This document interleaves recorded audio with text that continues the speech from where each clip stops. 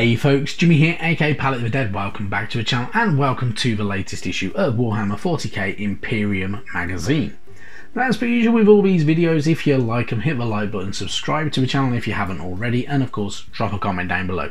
Love hearing back from you guys, and it goes a massive way to help the channel too. Now, this week we're on issue 56 of Imperium, and it is a paint issue, nothing fantastic. You should have 2 pots of paint, so you should have Administratum Grey, which is very handy to the dry brushing over to make that kind of grey stone look, and can be very handy for a lot of other areas as well. And you should also have Ballad Brown. Now, personally, I'm in the boat of I'm missing the Ballad Brown because it just wasn't in the pack with the magazine when I picked it up today. So if you're in the same boat, make sure you get in touch with the publisher and they should send out the correct item. This does happen from time to time. So for instance, there's been issues of Mortal Realms where I was missing bases, for instance, or I was sent for wrong, or you got given the wrong bases, and they do fix the issue at some point as well. And even in this run in Imperium, I have had a duplicate sprue of Necron Warriors before, so which is always really weird and kind of annoys me at the same time. But it is what it is. These things happen in mass-produced items, so it can happen. It's just, we move on, we get on with it. Into the issue itself, we have the Adeptus Sororitas Miraculous Acts. So, when the Adeptus Sororitas go to war, they do so with the Emperor's blessings. With his light upon them and unbreakable faith in their hearts, the Order's militant are capable of manifesting all manner of wondrous miracles upon the field of battle. So, for instance, with your different miracles, so you can use a substitute miracle dice for a hit or to wound roll, and that sister will receive the Emperor's guidance. So depending on which kind of weapon they have during your hit wound rolls and stuff like that, you will get certain things, whether it's kind of enhanced targeting due to a flock of doves erupting from the ether and streaming towards a target, guiding the sister's aim if they're using the bolt weapon. If it's the eviscerated chainsword, for instance, the purity seals attached to this weapon are wreathed in blue-white light, and its teeth grind remorselessly, so it does a little bit more damage, and is more likely to cause a lot more damage. And for instance, close combat weapons, so the white fire reaves the sister's body. Her blows land with searing force, melting the bodies of Necron foes, because it's designed to mainly talk about Necrons more than any other enemies. You can also use miracle rolls during your morale rolls or even your save rolls, and depending on which unit it is will change how it works. So it obviously only lists the units for your Battle Sisters, Seraphim and Sisters Repentia, because we don't have any of the others. And yeah, very handy to have, pretty cool, and just adds a little bit of difference to it as well. So you can use it for morale, your save rolls as well, and each one has its own uniqueness to it. So pretty cool. Adds a different element to playing as the Sisters of Battle, or the Adeptus Sororitas as they are formerly known. But yeah, really good stuff, so pretty handy to have. Then we move on, we go into the war zone of Damnos. So when a Necron tomb awoke on Damnos, the Ultramarines were unable to stop the Xenos from conquering the planet. However, they were at the spear tip of the Imperial assault that reclaimed Damnos, yet the Necrons were not done with the icy mining world, and they would soon return. So, during the rise of the Necrons and the fact that they kind of sprung back out of these tombs, they did descend upon different planets quite heavily and took a lot of them by surprise, including Damnos. Damnos was essentially lost at one point, but the Ultramarines, being at the spear tip, called upon many other brothers from different Space Marine chapters to fight off the Necrons, and they also then had to re-defend Damnos, as well as the Necrons kind of returned in an invasion force for descending from space to kind of try and retake it again. But they're different forces, including Ironhounds, Liberators and Brazen Consuls, helped defeat the Necrons and push from back. They also had a nice kind of call to arms answered by the White Scars and the Salamanders as well, two of the other really cool Space Marine chapters, and really decent. So yeah, really cool stuff. It's quite interesting to see more of this information in here as well. It just adds to more to a kind of lore and history throughout all of these battles that we may go through as well. So really cool stuff. Then we get information about the Officio Assassinorum. So it's a mouthful to say. Essentially the assassins, the order of assassins from within the good old Imperium Empire of Man. So the temples of the Officio Assassinorum are highly secretive, their operations beyond the oversight of even the Ordo Hereticus, and following a report, so it kind of gives you kind of like essentially a report into the different assassins as well, as imposed by Inquisitor Greyfax.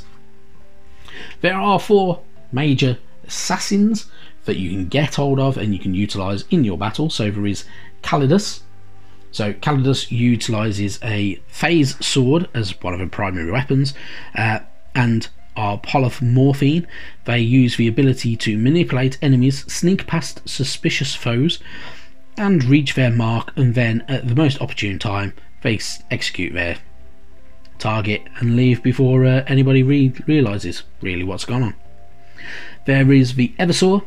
So Eversaw assassins are indiscriminate living weapons pumped full of combat stimulants that enhance their strength, resilience and amplify their hatred, and they utilise things like the Neuro Gauntlet, which just looks horrendous to kind of combat against, or go up against. There is Culexus. So these assassins are Gnolls, beings with no presence in the warp. Their unnatural aura inspires unease in most mortals and terrifies psychers, rendering their powers useless. So they are very good against going against kind of psychic, essentially magic using enemies. And then there is the Vindicator, which are specialised snipers as well, which are my favourite in all honesty. They look pretty cool, carrying these big massive rifles which look absolutely awesome, and they are able to pick out a target even amongst roving horde of enemies, and really cool stuff. So they are very patient and very precise and know exactly when to execute their target as well. So really good stuff with just a single bullet, and they have an awesome sniper rifle as well, which looks brilliant as well. So really cool stuff there, and good to see these guys on the pages. Then we get a story, so the Ritual of Blood, well, the Blood Ritual should I say. So in the Imperial cult of Caravos, the festering rot of heresy has taken hold. On the eve of their uprising, the assembled followers of the Blood God gather in a desecrated cathedrum to offer prayers to the Skull Throne and beseech their Dark Master for strength and fury. So this is a cult that has been nurtured and kind of turned really over to the forces of chaos, and most, in all honesty, the forces of Khorne, and obviously they're going to go up against a bit of an assassin, so they're going to have an assassin problem on their hands, and yeah, it is what it is. They'll get taken out of them. So nice and good for the Imperium on there. Then we get more pages to do with the Adeptus Sororitas, so we're not quite 100% finished with them just yet. So we have page 5, which is for Wars of Faith. So since their inception, the Adeptus Sororitas have bolstered their ranks to the point that their presence is felt across the Imperium. No longer the bodyguard, they are an active crusading force, crushing the enemies of the Imperial Creed wherever they fester. And we get a bit more information about them. So we get the symbol for them as well, which is that letter I essentially, with the skull inside of it as well, which is really cool. And they have a habit for rousing masses, and yeah, really cool stuff. And it's nice to see more Adeptus Sororitas and getting more background information on them, in all honesty. Then we get the minor orders for the orders militant as well. So these are the lesser orders that you occasionally see but don't always see, and these are a lot smaller than the regular ones that we see for the Adeptus Sororitas. So there is the Order of the Glowing Chalice, so as spiritual descendants of the Order of the Ebon Chalice.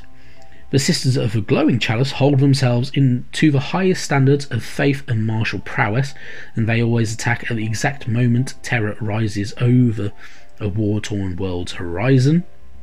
And though they are too distant to see the light of Sol, the Sisters of the Glowing Chalice still feel the Emperor's illumination as it falls upon them.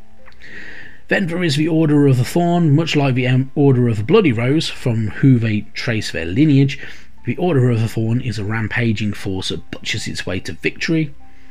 Then there is the Order of the Iron Veil, who are kind of a descendant order of from the Order of the Argent Shroud, that were thought to be lost during some of the uprisings, and they were until Cerebrite Prince had been hunted down and killed. And then on the other page we also get the Order of the Ashen Shrine. So these are they march to war in fiery manacles. So really kind of, yeah, weird.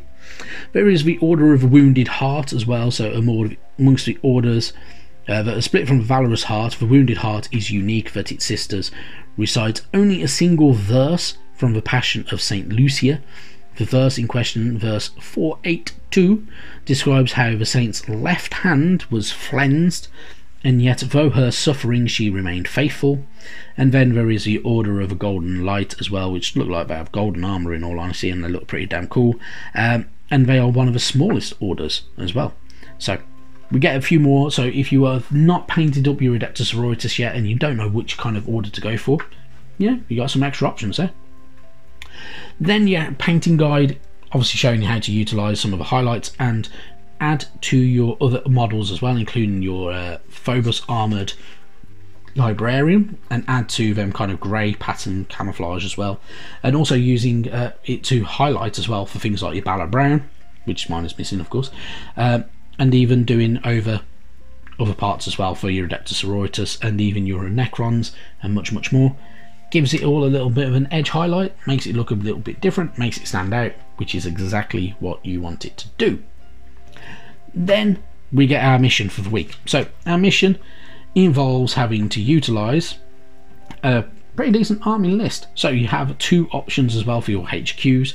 So for instance, you can use 10 Necron Warriors, 5 Immortals, 3 Scarab Swarms, 1 Canoptech Spider and 5 Flayed Ones, and then you can choose either the Technomancer or your Royal Warden as your HQ. Or for your Space Marines, you can use 5 Assault Intercessors, another 5 Assault Intercessors, another 3 Assault Intercessors, 3 Aggressors, and then either your Primaris Lieutenant or your Librarian in Phobos armor. So pretty cool and a bit different, and how to choose them is depending on you and how you want to go about doing it. But for instance, you'll go through all of that, and pretty decent mission.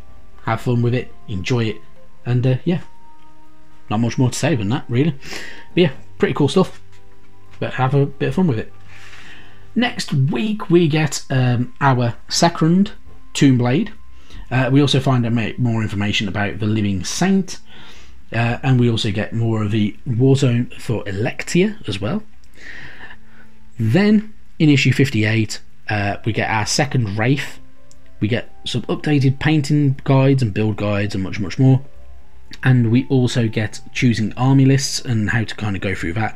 We also get a new double-sided battle mat as well. So pretty decent, a lot to look forward to. So really good issues coming up later on, and more units to kind of get through. So pretty damn cool stuff. But yeah, for now, thank you very much for watching, and I will see you sometime soon. Bye bye now.